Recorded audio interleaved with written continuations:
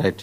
ఇక 2-3 కీలకమైన అంశాలండి. మొన్న అన్నామలై, ఇవాళేమో షహజాద్ పూనావాలా, ఇలాంటి కీ లీడర్స్ పార్టీని విడిచిపెట్టి వెళుతూ ఉండటం అనేది దేనికి సంకేతం?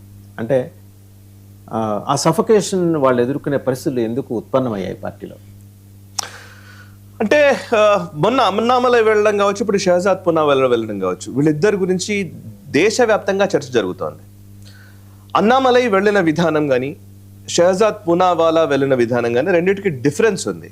అన్నామలై ఏమో బీజేపీ రాష్ట్ర అధ్యక్షుడిగా పనిచేసినటువంటి వ్యక్తి. ఆయనను కొంచెం పక్కన పెట్టారు అండ్ నాగేంద్రన్కి పెద్దపీట వేశారు. అండ్ ఆ ఏడీఎంకేతో పొత్తు విషయంలో బీజేపీ అధిష్టానం సీరియస్గా ముందుకు వెళ్ళింది అండ్ దానికోసం సుముఖత వ్యక్తం చేయడం. అండ్ ఇక్కడ అన్నామలైకి ఇష్టం లేదు అది. ఇవన్నీ అందరికీ తెలిసిన విషయాలే.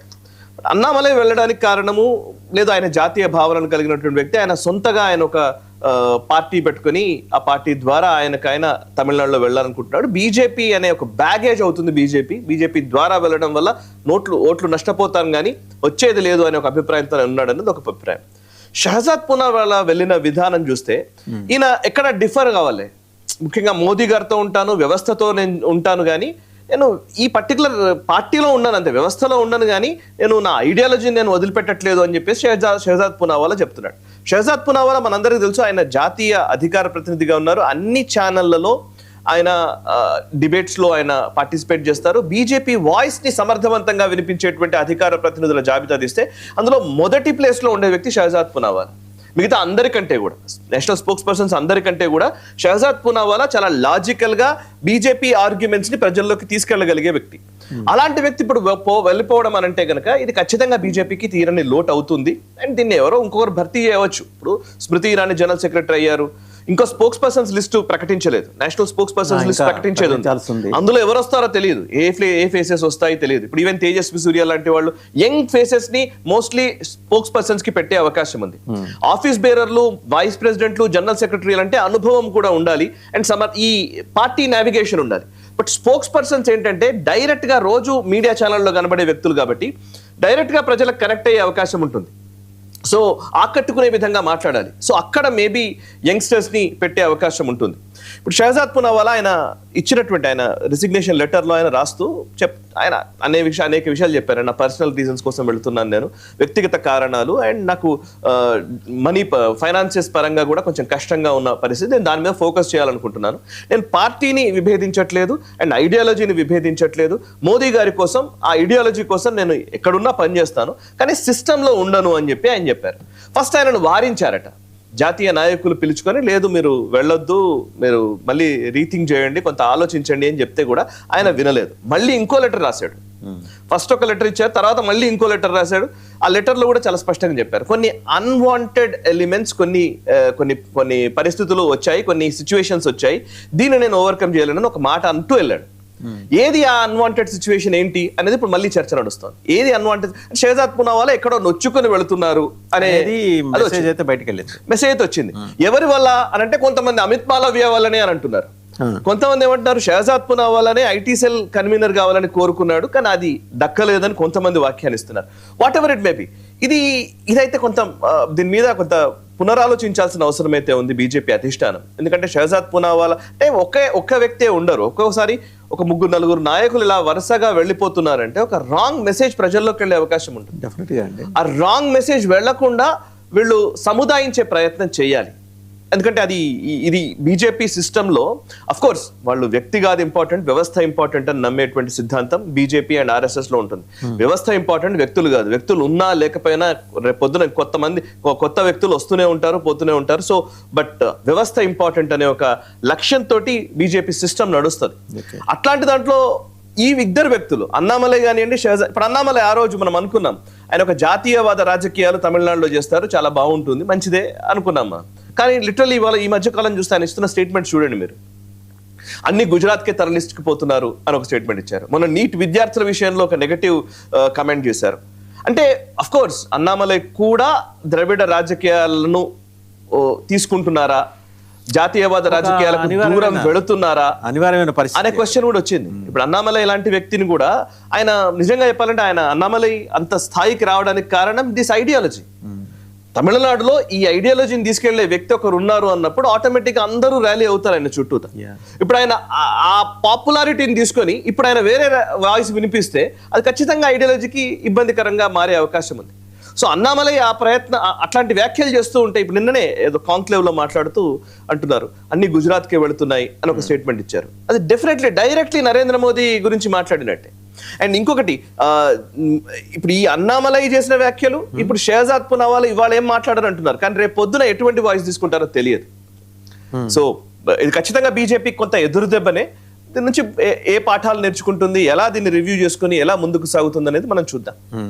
ఒకసారి అన్నామలై ఏం మాట్లాడారో కూడా విందామండి. అంటే మీరు అన్నారు కదా ప్రతి ప్రాజెక్టు గుజరాత్కే వెళ్లాల్సిన అవసరం లేదు, BJP core committee Amit Shah నివాసంలో సమావేశం కావడం చూసి నేను చాలా బాధపడ్డాను, 2036 ఒలింపిక్స్ను కూడా గుజరాత్లోనే నిర్వహించాలని కూడా చాలా సీరియస్ చాలా క్రిటికల్గా ఆయన మాట్లాడారేమో అని అనిపిస్తుంది. ఒకసారి ఆయన ఏం మాట్లాడారు విందామండి. And you can't have all the AI companies going there, all wafer companies going there, 2030 Commonwealth Games going there, 2030 Police Games going there, 2036 Olympic Games going to Ahmedabad. You cannot have this Gujarat model of all India development. That has to break. People are watching. People in Andhra watching, people in Tamil Nadu watching, people in Kerala watching. It has to be a genuine broad-based development. Only then a national party will be accepted in a tough place like Tamil Nadu, when you are fair to all the people. So that I hope, because right now, whether you like it or not, the most powerful person and the second most powerful person in the country happens to come from Gujarat, naturally. And they happens to be good in their job also, as a Prime Minister, as a Home Minister. So these are the things that say it is not necessarily you can put a good leader, madam. Emotions matter, and how you function from Delhi matter. You can't call a core committee in Amit Shahji's residence. I felt so upset when Tamil Nadu Bharatiya Janata Party's core committee happened in the house of the Home Minister. I think it is wrong. The core committee of a state, any party, it has to happen in Tamil Nadu. It has happened in this soil. The decisions have to be made for this soil. Meghalaya 2021, the same central government said Karnataka doesn't have any business to build a dam. It has to come to center. The same government in 2026 in Parliament said Karnataka can build. Central permission is not required. Why this change in 5 years? People are watching it because. Right, అది ఆయన చాలా స్పష్టంగా చెప్పారు గుజరాత్ గురించి. 2036 Olympics కూడా అక్కడే చేస్తారా అని అడుగుతున్నారు. అంటే అంతగా కోపం వచ్చేసింది ఆయనకి. అంటే ఇక్కడ మనము ఒక లైన్లోనే మాట్లాడాల్సిన అవసరం లేదు. తమిళనాడుతో పోల్చుకుంటే మరి ఆంధ్రప్రదేశ్ తెలంగాణ పరిస్థితి ఏంటి? తమిళనాడులో ఎన్ని ఆటోమొబైల్ ఇండస్ట్రీస్ ఉన్నాయి? అన్ని ఆటోమొబైల్ ఇండస్ట్రీస్ అంతా తమిళనాడులో ఉన్నాయి. తమిళనాడులో పెద్ద మ్యానుఫ్యాక్చరింగ్ హబ్ తమిళనాడు. అన్ని అక్కడే ఉన్నాయి. మనం అలా లెక్కేస్తే ఇప్పుడు పోర్ట్ సిటీస్ లో చాలా విపరీతంగా డెవలప్ అయ్యే అవకాశాలు కూడా ఉంటాయి. సో అంటే ఇప్పుడు గుజరాత్ మోడల్ ని ఇప్పుడు వ్యతిరేకించే పరిస్థితికి అన్నామలై వచ్చారంటే ఇందులో క్వశ్చన్ ఉందండి. ఫస్ట్ ఎప్పుడు కూడా సార్ బాసు గారు, ఇక్కడ చాలా మంది ఒకటే వర్షాన్ని వినిపిస్తుంటారు, ఏదో గుజరాత్ కి తరలిస్తున్నారు. నరేంద్ర మోదీ తరలించడం ఉండదు. ఎక్కడ ఏ రాష్ట్రంలో ఎటువంటి వసతులు కల్పిస్తే సుస్థిర వాతావరణం ఉంటే, రాజకీయ సుస్థిరత అన్నిటికంటే ముఖ్యమైన అంశం. రాజకీయ సుస్థిరత ఉండాలి, అక్కడ సహజ వనరులు, అక్కడ ఇన్ఫ్రాస్ట్రక్చర్ కరెక్ట్ గా ఉండాలి, అండ్ అది కాక సింగిల్ విండో సిస్టమ్ ఉండాలి. కంపెనీ ఇష్టం అది ఎక్కడికి రావాలనేది కంపెనీకి ఒక అందుకే ఎప్పుడు అంటుంటారు కాంపిటేటివ్ ఫెడరలిజం అని. నిజానికి మాట్లాడితే అది కరెక్ట్. అన్ని రాష్ట్రాలు కూడా కాంపిటేటివ్ స్పిరిట్ తో, ఎవరు ఇక్కడ ఏ రాష్ట్రంలో లేని కాలంలో నిజంగా ఫస్ట్ టైం గుజరాత్ లో సింగిల్ విండో సిస్టమ్ తీసుకొచ్చారు. ఏదైనా ఒక ఆర్గనైజేషన్, ఒక ఇండస్ట్రీ పెట్టాలి అని అంటే అసలు ఎటువంటి పరిమితులు కావాలో వాటికి సంబంధించిన చెక్ లిస్ట్ అవన్నీ కూడా ఒకే దగ్గర ఫటాఫట్ ఆ పర్మిషన్స్ వచ్చే విధంగా ఒక సిస్టమ్ గుజరాత్ లో తీసుకొచ్చారు. సో అందుకే గుజరాత్ లో డెవలప్మెంట్ ఫాస్ట్ గా జరగడం మొదలైంది. ఆంధ్రప్రదేశ్ లో కూడా అట్లాంటి సిస్టమ్ వచ్చిన తర్వాతనే మన హైదరాబాద్ లో పెట్టుబడులు వచ్చాయి. నిజానికి చంద్రబాబు గారి టైంలో హైదరాబాద్ లో పెట్టుబడులు రావడానికి కారణం ఏంటంటే ప్రభుత్వ పాలసీలు కారణం. మనం ఒక 20 ఏళ్ల క్రితం చూస్తే వాసు గారు, 20 ఏళ్ల క్రితము పెట్టుబడులు వస్తున్నాయంటే, విదేశీ పెట్టుబడులు వస్తున్నాయంటే, ఎంఎన్సీలు వస్తున్నాయంటే ఎన్ని పెద్ద నిరసనలు మనం చూసామండి. ఇక్కడ బహుళ జాతి కంపెనీల్ని ఎంతగా తిట్టినారండి కమ్యూనిస్టులు. బహుళ జాతి కంపెనీలు, పెట్టుబడిదారీ విధానాలు, ఇవన్నీ మాట్లాడారా లేదా? ఇప్పుడు అదే కమ్యూనిస్టులు చెప్తున్నారు కార్పొరేట్ కంపెనీలు కావాలి, మాకు ఉద్యోగాలు రావాలి, ఇక్కడ మాకు పెట్టుబడులు రావాలి, మాకు ఉద్యోగాలు రావాలి. సెజ్లకు వ్యతిరేకంగా కొట్లాడారా లేదా వీళ్ళు? స్పెషల్ ఎకనామిక్ జోన్స్ కి వ్యతిరేకంగా. సో ఐడియాలజికల్లీ మనం వాటిని పట్టుకొని మనం ఇక్కడ రాలేదు అని అంటే ఎట్లా? అండ్ మోదీ చెప్తేనే అవుతుందని అంటే కనుక ఆంధ్రప్రదేశ్కి ఆమ్కా ఎందుకు వచ్చింది? మరి తమిళనాడుకి ఇస్రో ప్రాజెక్ట్ ఎందుకు పోయింది అక్కడికి? మనం అంటే ఒకే లెక్కనే ఆలోచించడానికి లేదు. ఇప్పుడు తమిళనాడులో డిఫెన్స్ కారిడార్ ఉంది. తమిళనాడులో అంటే ఆయా రాష్ట్ర ప్రభుత్వాలు కూడా మేము ఈ పర్టికులర్ పెట్టుబడులను ఆహ్వానిస్తున్నాము, ఎవరైతే ఇక్కడ పెట్టుబడులు పెడతారో వాళ్ళకి ఇన్ఫ్రాస్ట్రక్చర్ కల్పించాలి. ఇన్ఫ్రాస్ట్రక్చర్తో పాటు వాళ్ళకి కావాల్సినటువంటి దాన్ని ఏమంటారు, ఇప్పుడు మీరు ఆంధ్రప్రదేశ్లోని చూడండి, వచ్చే ప్రతి ఇన్వెస్ట్మెంట్కి సంబంధించి ఒక పాలసీ రూపకల్పన చేసుకోవాలి. ఆ పాలసీకి అనుగుణంగా వాళ్ళు ఏదో 10 మంది దగ్గరికి తిరగాల్సిన అవసరం ఉండకూడదు పెట్టుబడిదారులు. అట్లాంటి సిచ్యువేషన్ ఉంటే వస్తుంది. అన్నామలై ఇలాంటి వాడికి అన్ని తెలుసు ఇవన్నీ. బట్ తమిళనాడు ప్రజల్ని ఆకట్టుకోవడం కోసం ఈ మాట మాట్లాడాడు. రైట్. That's it. మనకు నెక్స్ట్ ఫైనల్ టాపిక్లోకి వెళ్ళేప్పటికి టైం కూడా ఎక్కువ లేదు. డొనాల్డ్ ట్రంప్ మన ప్రధాన